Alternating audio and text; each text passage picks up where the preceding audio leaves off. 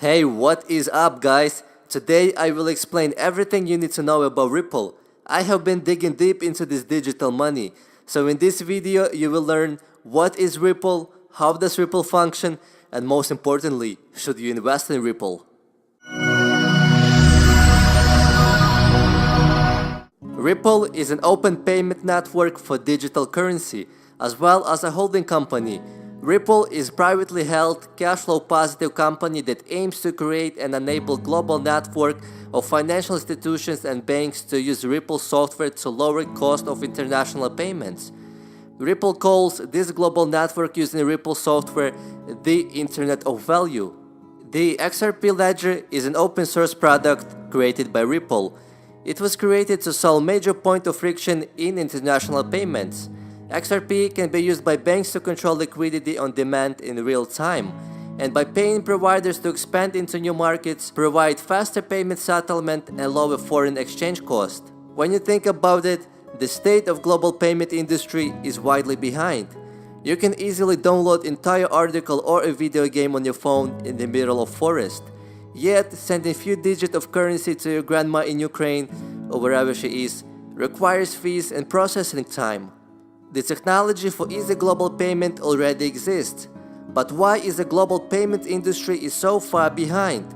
Well, it wouldn't be stretched to assume that the financial institutions collectively make trillions of dollars from payment fees are not racing to innovate the traditional system that puts a lot of money in their pockets. The financial industry rather innovate and promote something that is totally irrelevant for an average person. Financial products such as collateralized debt obligation, in short CDO, which you might be familiar with from 2008-2009 housing bubble crash, or quantitative easing, in short QE. That's what is happening currently.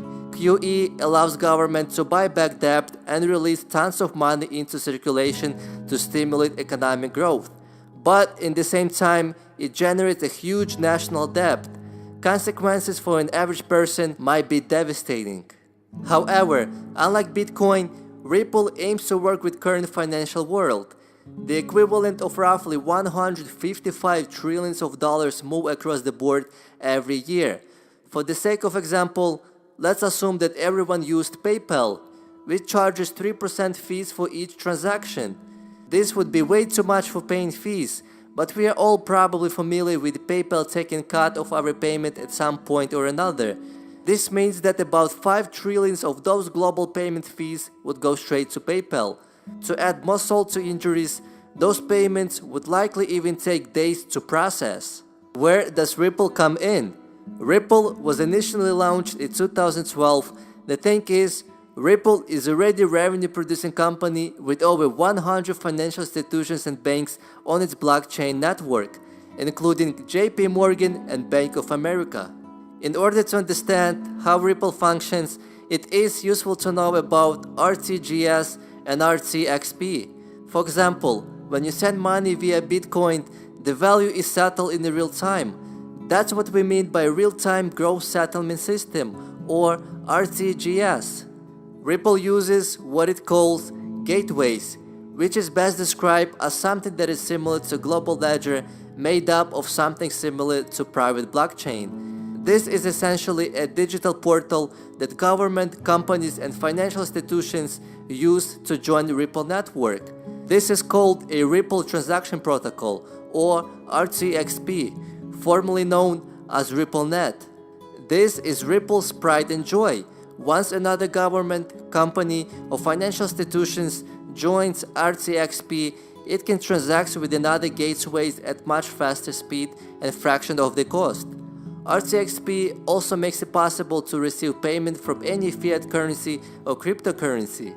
Ripple essentially made something for any type of entity that regularly moves large amount of money across the boards.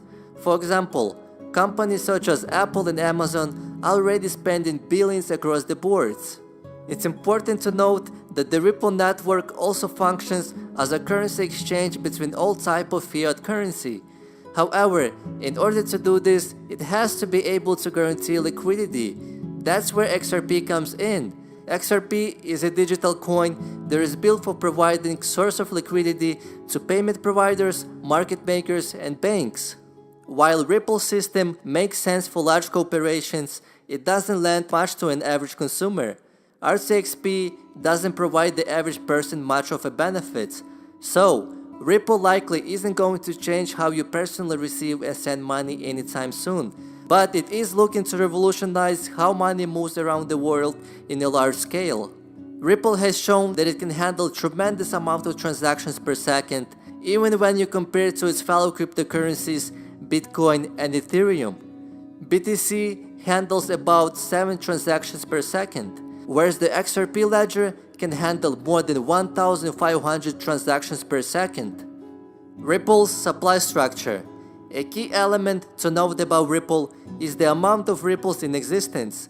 All XRP has already been created with a total supply of 100 billion.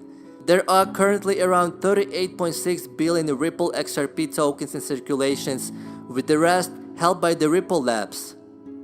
Ripple is kind of centralized. Given the fact that Ripple Labs holds around 61.4 billion XRP tokens, this is the reason why Ripple is centralized. However, Brett, the CEO and founder of Ripple, views differently. Brett stated, "Ripple is not centralized. To be clear, if Ripple disappears today, XRP would continue to function. To me, that's the most important measure of whether something is decentralized." In May 2017, Ripple released their decentralization strategy. Ripple announced they plan to diversify the validators on the XRP ledger and expand them to 55 validators nodes in July 2017. Ripple also shared to add third-party validating nodes while removing one Ripple-operated nodes for every 2 third-party nodes, until there is no single entity that operates majority of the trusted nodes on the XRP ledger. Well, I think more accurate way to describe whether or not Ripple is centralized or not is that it's weird mix of both. You have got a holding company that has more than half of its tokens with the plan to release the rest, which is likely prioritize the acquisition and boarding a new partners on the Ripple network. Being centralized is not necessarily a bad thing, but it does harm the main point of cryptocurrency, which is decentralization. So now the question is, should you invest in XRP? Ripple project might be very impressive with a great potential.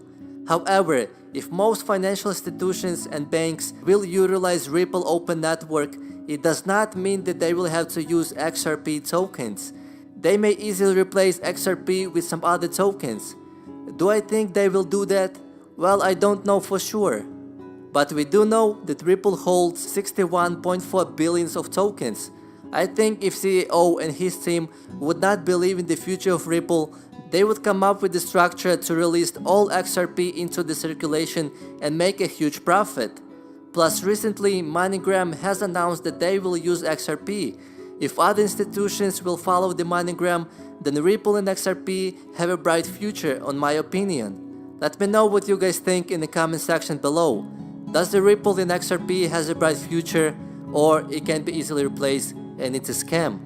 And thank you guys so much for watching. If you enjoyed this video, don't forget to like and smash that subscribe button.